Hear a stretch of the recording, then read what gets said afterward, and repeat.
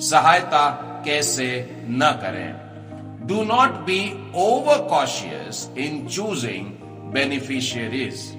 पांचवा पाठ, लाभार्थियों के चयन में बहुत अधिक सतर्कता न बरतें।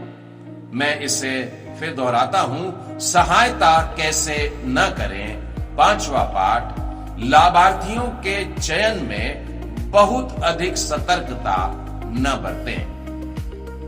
प्रियो, यह अवश्य है कि हम पता लगाएं कि कौन सचमुच जरूरतमंद है, कौन व्यक्ति है जिसको आवश्यकता है, कितनी आवश्यकता है, किस तरह की उसको मदद की जरूरत है। परंतु होता यह है कि यह खोजबीन करने में, यह बात में सावधानी बरतते समय हम कई एक ऐसे लोगों की उपेक्षा कर बैठते हैं जो वास्तव में मदद के और पात्र थे, जिनको जल्दी मदद की आवश्यकता थी। ऐसे लोग हमारी सूची से छूट जाते हैं। मैं ऐसा क्यों कह रहा हूं? प्रभु यीशु मसीह ने मत्ती रचित सुसमाचार के 25वें अध्याय में एक बड़ी विचित्र सी बात कही है, और उसमें यूं लिखा है, मत्ती 25 और उसके 35 में, यहां पर हम देखते हैं कि परमेश्वर ने मानो मनुष्यों को दो भागों में खड़ा रखा है। भेड़ें हैं एक तरफ और दूसरी तरफ बकरियां हैं, और वहां पर वो एक समूह से कह रहा है, मैं परदेशी था और तुमने मुझे अपने घर में ठहराया। और वो दूसरे समूह को, जिनको दंड मिल रहा है, उनसे कहता है, मैं परदेशी था और तुमने मुझे अपने घर में नहीं ठहराया, और इस प्रकार से मेरी सुधि नहीं ली। प्रभु यीशु यहां पर कह रहे हैं कि मैं परदेशी बनकर आया। परदेशी बनकर आया का मतलब है कि तुम मुझे नहीं जानते थे, अर्थात मैं तुम्हारे लिए अनजान था। प्रभु यीशु कह रहे हैं, मैं अनजान बनकर के तुम्हारे बीच में आया और तुमने मेरी सहायता नहीं की। मैंने देखा है साधारणतः हम लोग अपने जान पहचान वालों की मदद करने के लिए देरी नहीं करते हैं, परंतु यदि कोई अनजान व्यक्ति आता है तो हम 4 प्रश्न करते हैं, उसकी आवश्यकता को जांचते आंकते हैं, और फिर ले देकर एक छोटा सा पैसा उसके हाथ में देकर के थमाकर भेज देते हैं। प्रभु यीशु यहां पर कह रहे हैं, अनजान बनकर के आया। कौन आया? प्रभु यीशु। बाइबल हमें इस बारे में कुछ चिताती है। मेरे साथ में खोलिएगा इब्रानियों की पुस्तक और उसका 13वां अध्याय। इसके दूसरे वचन में यूं लिखा है, अतिथि सत्कार करना न भूलना, क्योंकि इसके द्वारा कुछ लोगों ने अनजाने में स्वर्ग दूतों का आदर सत्कार किया है। देखिए, अनजाने में लोगों ने जिसकी सेवा की, यह सोचकर कि यह अनजान व्यक्ति है, ये जान पहचान वाला नहीं है, ये परदेशी है, लेकिन वास्तव में बाइबल कहती है उन्होंने स्वर्गदूतों का आदर सत्कार कर लिया। यदि आप गौर करें, पहले वचन में लिखा है, भाईचारे की प्रीति बनी रहे। हम लोग अपने लोगों के बीच में सेवा कार्य बहुत अच्छे से करते हैं। मैंने कहा है कि जाति भाइयों के बीच में हमारा बड़ा नाम है, लेकिन जो अन्य जाति के लोग हैं या जो अनजान लोग हैं, जिनको आप बिल्कुल नहीं जानते, बाइबल उनके लिए भी कह रही है कि तुम उनके साथ में भी भाईचारा रखो। अपने भाई बहनों की तरह उनके साथ में भी हम लोगों का व्यवहार होना चाहिए। अनजान शब्द से यहां पर तात्पर्य है वे लोग जिनके बारे में हमको बहुत कम मालूम है या शायद मालूम ही नहीं है। आप जानते हैं, इब्रानियों के लेखक ने जब ये वाक्य लिखा कि लोगों ने अनजाने में स्वर्गदूतों का आदर सत्कार किया, तब इस लेखक के मन में कौन सा उदाहरण था? जी हां, अब्राहम का उदाहरण था, जिसने उत्पत्ति के 18वें अध्याय में हम ये वर्णन पढ़ते हैं कि उसके घर में 3 लोग आते हैं और वो उन्हें रुकवाता है, उन्हें भोजन करवाता है और अंततः उसको आशीष भी प्राप्त होती है उनके द्वारा। तो ये पता लगता है कि ये अनजान लोग जो थे, उस देश में जो नए आए हुए लोग थे, ये वास्तव में परमेश्वर के दूत थे, स्वर्ग दूत थे, जिनकी सेवा इब्राहिम करता है। अनजान व्यक्तियों की जब उसने सहायता किया, जब पहुनाई की, अतिथि सत्कार किया, वे अनजान लोग जो थे वे स्वर्गदूत निकले। प्रियो, न जाने कितनी बार स्वर्गदूत हमारे दरवाजे पर ऐसे ही आकर के खड़े हो जाते होंगे।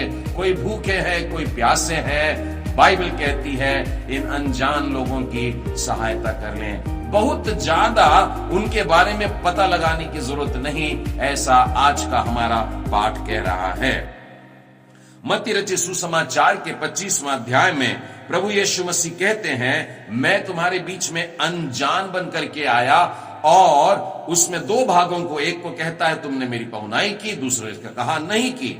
इससे हमें यह बात मालूम होती है कि हमारी जो बुलाहट है वो वास्तव में कैसी बुलाहट है।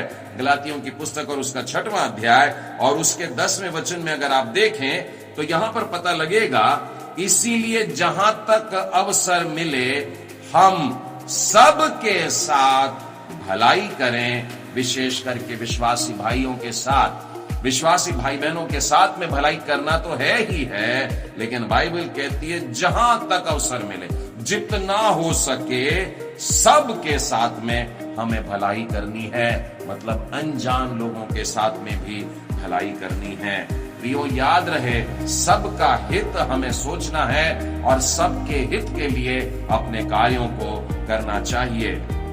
मैं आपको एक और वचन सुनाना चाहता हूं, पहला थिस्सलुनीकियों उसका 3रा अध्याय और उसका 12वां वचन। यहां पर यूं लिखा है, और प्रभु ऐसा करे कि जैसा हम तुमसे प्रेम रखते हैं वैसा ही तुम्हारा प्रेम भी आपस में, इसका मतलब है विश्वासी भाई बहनों के बीच में और सब मनुष्यों में, मतलब अन्य जातियों में भी और अनजान लोगों में भी, क्या तुम्हारा प्रेम और साथ ही साथ बढ़े और उन्नति करता जाए। कहने का मतलब इस प्रेम में भी हमको बढ़ना है, जो हम आपस में कर रहे हैं, जो अन्य जातियों के साथ में कर रहे हैं, जो अनजान लोगों के साथ में कर रहे हैं, उस प्रेम में हमको बढ़ना है, कहीं आकर के रुक नहीं जाना है। बाइबल कहती है उसमें उन्नति करना है। और ऐसा क्यों करना है? ध्यान दीजिए, परमेश्वर सृष्टि करता है। परमेश्वर ने मुझे सृजा है, आपको सृजा है और उन्हें भी सृजा है। परमेश्वर सृष्टि करता परमेश्वर है, और इस कारण कि उसने हम सबको बनाया है, वो हम सबका पिता हुआ। और यदि हम सब का एक ही पिता है, इसका यह मतलब हुआ कि हम सब एक ही परिवार के हैं। इसका मतलब हम सब भाई बहन हैं। और जब हम आपस में भाई बहन हैं, तो कौन अपना और कौन पराया? हमें सबके हित के लिए सोचना है। यह विभाजन ना कर दें कि ये मेरा है और ये मेरा नहीं है। परमेश्वर की दृष्टि में सब एक सरीके हैं और परमेश्वर हर एक को बचाना भी चाहता है। एक वचन निकालिएगा, पहला तीमुथियुस और उसका 4था अध्याय और उसका 10वां वचन। क्योंकि हम परिश्रम और यत्न इसलिए करते हैं कि हमारी आशा उस जीवते परमेश्वर पर है, जो सब मनुष्यों का और निज करके विश्वासियों का उद्धार करता है। जिसने विश्वास किया उसका तो उद्धार होता ही है, लेकिन बाइबल ये बात कहती है कि परमेश्वर उनका भी उद्धार कर रहा है। उनका मतलब सब लोगों का, जिन्हें मैं और आप आज के दिन अनजान लोग कह रहे हैं। परमेश्वर उनका भी परमेश्वर है। परमेश्वर उनका भी बनाने वाला परमेश्वर है। परमेश्वर उनका सृष्टिकर्ता परमेश्वर है। परमेश्वर उनका पिता परमेश्वर है। परमेश्वर उनका उद्धार करता परमेश्वर है। और जब हम देख रहे हैं कि परमेश्वर उनका पिता हुआ है, तो इसी सच्चाई में आगे बढ़ने की जरूरत है।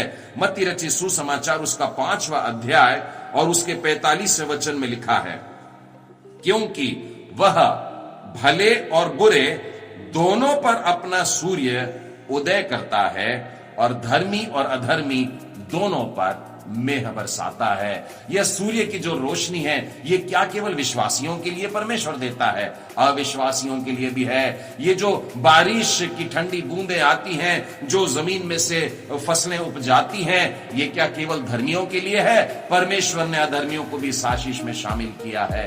परमेश्वर इस प्रकार से कर रहा है। अब इसीलिए हम लोगों के लिए यह आह्वान के रूप में है। 48वां वचन देखिए क्या कहता है, इसीलिए चाहिए कि तुम सिद्ध बनो जैसा तुम्हारा स्वर्गीय पिता सिद्ध है।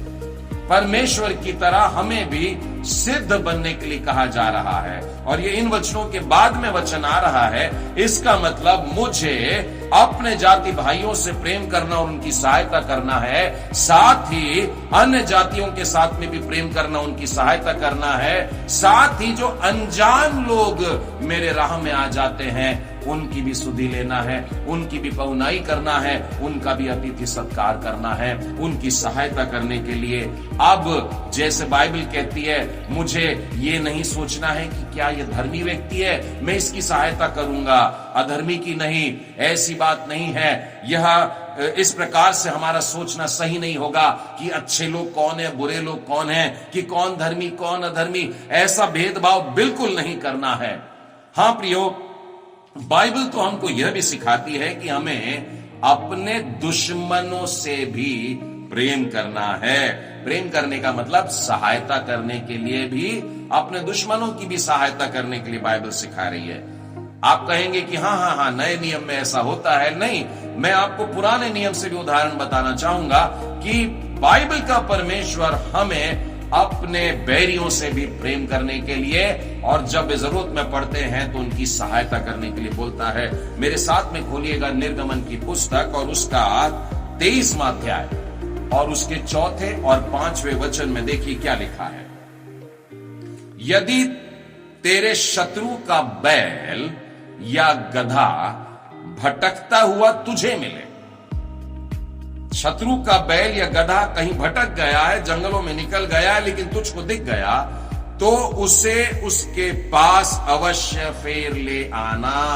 तेरा काम बन जाता है कि तेरे बैरी का, तेरे शत्रु के जो सामान है, जो जानवर हैं, अगर कहीं दिख जाए तो उसको ला करके लौटा दे।